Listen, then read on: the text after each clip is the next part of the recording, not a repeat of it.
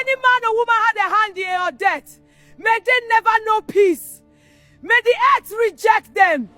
2 weeks after the burial, Neka and the children finally returned to their house in the city. When she turned the key in the lock and pushed the door open, the silence that met them was like a heavy blanket. The house still smelled of Obina's favorite cologne, and his spare shoes were still neatly tucked under the console table in the hallway. Chidi, Somi, and Toby walked in slowly, their small footsteps echoing on the tiled floor. Usually, their father would be shouting from the parlor, "Who is that coming to disturb my peace?" followed by a loud laugh and big hugs. Now, there was nothing but the hum of the refrigerator. Neka stood in the center of the living room, her white morning clothes looking ghostly in the dim light. She looked at the empty recliner, where Obina used to sit to watch the news. The pain hit her fresh, as if the accident had happened only an hour ago. She sat on the edge of the sofa and pulled her children close, all of them crying quietly in the stillness of a home that had lost its heartbeat. 1 week after their return, just as Neka was beginning to figure out how to navigate the house without her husband, a loud, aggressive knock came at the front door. Neka wiped her hands on her wrapper and went to the door. When she opened it, her heart dropped. Standing there was Mama Chioma, flanked by Jude and Chuka. They weren't holding small bags for a visit. They had large, heavy suitcases and sacks of foodstuffs at their feet. "Mama? Brother Jude?" Neka asked, her voice filled with confusion. "I didn't know you were coming to the city today."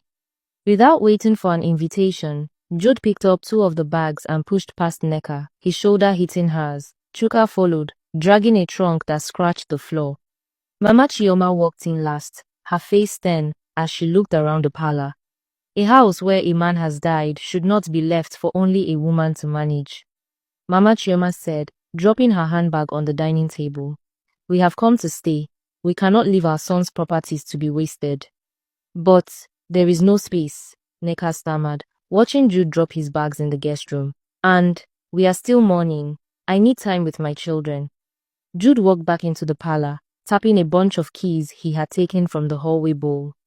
"Mourning is over, Neka. From today, we are the ones in charge here. We are here to make sure our brother's sweat does not disappear into thin air. You should be happy your family is here to help you." Neka looked at the suitcases lined up in her hallway and realized the peace she had fought for was gone. The people who should have comforted her had arrived to take over. "Brother Jude, please. I need the keys. I have to take the children to school." "The cars are not moving. A woman who is being suspected of killing her husband should stay indoors where people cannot see her shame."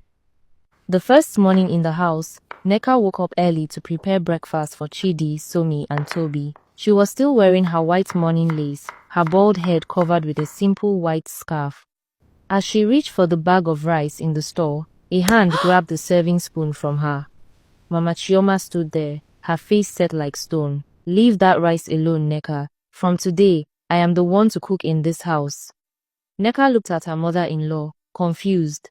"Mama, why? I have been cooking for my husband and my children for 10 years. I know what they like." Mama Chioma stepped closer, her eyes narrowing.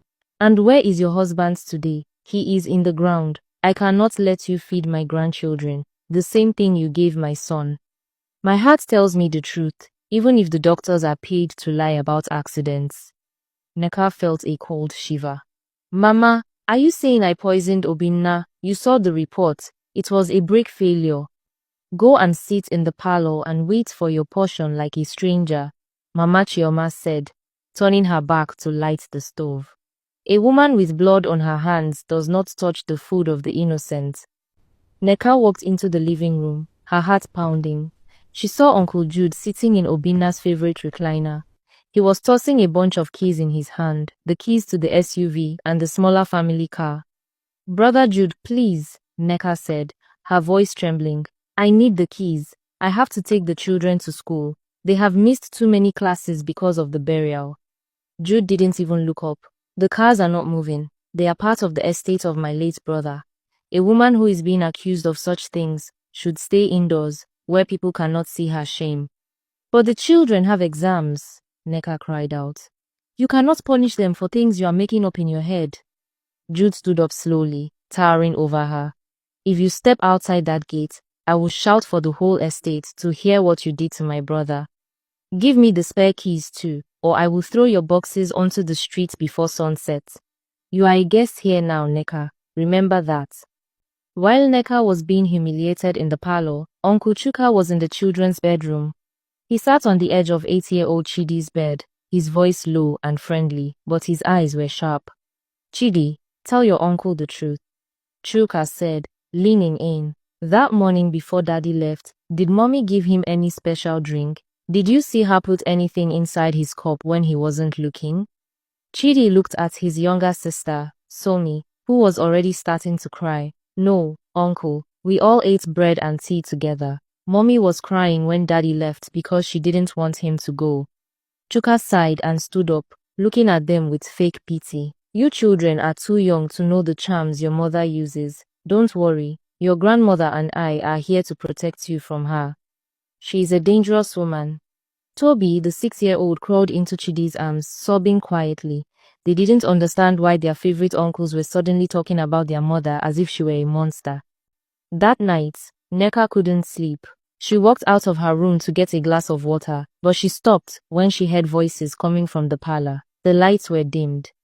Jude, Chuka, and Mama Chioma were sitting in a circle, whispering. This house is worth at least 80 million naira, Jude whispered loudly. If we sell the cars and the furniture, we can split the money. I need to finish my house in the village. We shouldn't sell the house yet, Chuka argued. I want my first son to move into the guest room next month.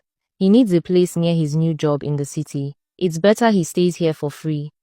Mama Chioma nodded her head firmly. The most important thing is to make Neka tired. If we make life miserable for her, she will run back to her father's house. That is when we change the locks and take the children. They are our blood, she's just a woman we married. Neka leaned against the wall in the dark hallway, clutching her chest. They were talking about her life as if she were already dead. Obinna, she whispered to the shadows. Do you see your people? They want to make us homeless. The next day, Neka managed to find an old tablet the children used for games. She used it to call her own mother in the village. Neka, my daughter, please, her mother pleaded through the screen. Come home, pack what you can, and bring the children back to your father's house. These people will kill you. Do you remember Adaku? She tried to fight her in-laws for 2 weeks after her husband died. They found her dead in her sleep. No one knows what they did to her. I am not leaving, Mama, Neka said, her voice hard. If I leave, they win. Obinna worked too hard for his children to end up in a hut in the village while his brothers feast on his sweat. I will fight for what belongs to my children. With what, Neka? Her mother cried. You have no money. You have no car. You don't even have your phone. I have the truth, Neka said, though her heart was breaking. And I have the law. Somewhere, there must be a way out. But as she hung up, she heard the sound of the front door being locked from the outside. Uncle Jude had taken the house keys. She was officially a prisoner. My husband left this house for me and his children. There are laws in this country. One afternoon, the tension finally boiled over in the dining room. Jude was sitting at the head of the table, Obinna's seat, eating a large bowl of pounded yam that Mama Chioma had prepared. Neka stood at the other end, her hands trembling but her voice steady. Brother Jude, this has to stop, Neka said, her white lace blouse looking oversized on her as she lost weight from the stress. I am giving you until tomorrow to return my bank cards and the car keys. If not, I am taking this matter to court. I will sue all of you for trespassing and theft. Jude stopped chewing and began to laugh, a deep, mocking sound that filled the room. Chuka, who was sitting on the sofa picking his teeth, joined in. Courts? Jude asked, wiping his mouth with the back of his hand. With what money will you pay a lawyer? The money in the account you cannot touch. My husband left this house for me and his children, Neka shouted, her voice cracking. There are laws in this country. Laws? Mama Chioma walked in from the kitchen, wiping her hands on a rag. Did Obinna leave a will? Show us the paper where he wrote your name. If there is no will, the tradition says the property belongs to the family, and we are the family. Neka went silent. She knew Obinna had talked about a will, but she didn't know where it was. He was only in his 30s. They thought they had decades left to worry about such things. Seeing her silence, Jude leaned forward. You see, there is no will. Jude sneered. You are just a woman who stayed in this house. You have nothing. By the time we are done, you will be begging us for transport You fare see, to go back to there your is no father's will. house. Few days later, a familiar car honked at the gate. It was Ify, Neka's closest friend. She had been trying to reach Neka for days. When the gate was finally opened by a surly-looking Chuka, Ify rushed inside. She stopped dead when she saw Neka sitting on a low wooden stool in the hallway, her head bald and her face sunken. Neka, what is this? Ify cried, reaching out to hug her. Why are you sitting on the floor? Why haven't you been picking up my calls? They took her phone because she was using it to plan with her boyfriends. Mama Chioma shouted from the top of the stairs. She descended slowly, glaring at Ify. And who is this one? Another harlot coming to teach Neka how to hide her tracks. Ify stood up, her face red with anger. Mama, watch your tongue. I am a respectable woman, and Neka was a faithful wife. You people are heartless. Respectable? Mama Chioma spat on the floor near Ify's feet. Birds of a feather flocked together. You are the ones who encouraged her to sleep outside, and now my son is dead because of her filth. Get out of this house before I call the boys from the street to strip you naked. Ify, please just go, Neka whispered, pulling at Ify's hand. They will hurt you. Just go. I am going to the lawyer's office, Neka, Ify shouted as Chuka pushed her toward the door. I will find Mr. Oke. We will end this. Ify drove straight to the high-rise building where Mr. Oke, Obina's longtime lawyer, kept his office. She took the elevator to the 4th floor, her heart racing. But when she reached the door, her spirit dropped. A small sign was taped to the glass. Office closed. Mega Oke is on sabbatical leave, out of the country. For urgent matters, leave a message.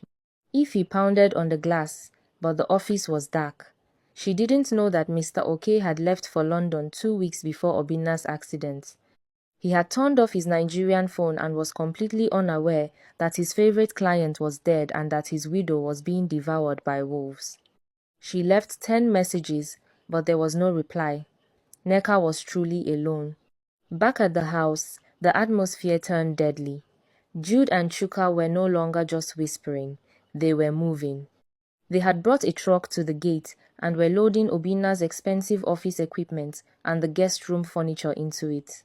What are you doing? Neka screamed, running into the yard. You are selling our things. We are recovering family funds, Jude said, not even looking at her. And listen well, Neka. Tomorrow is Monday. By 12 noon, we are changing the locks on the main door. We have already called a tenant for the boys' quarters. You and these children will move into the small store at the back, or you pack your bags and leave this compound forever. The store? Neka looked at the small windowless room where they kept old tires and broken mowers. My children cannot sleep there. It is a hole. Then go back to the village, Mama Chioma said, standing on the porch with her arms folded. You have stayed too long. The morning is over. The house belongs to the men now. Neka looked at her 3 children, who were huddled together by the pillar, watching their father's things being driven away. She felt a cold, hard stone form in her stomach. She realized that crying would not save them. She had to stand her ground, even if she died on it. I am not leaving, Neka said, her voice low and dangerous. I will be right here at 12 noon. Do your worst.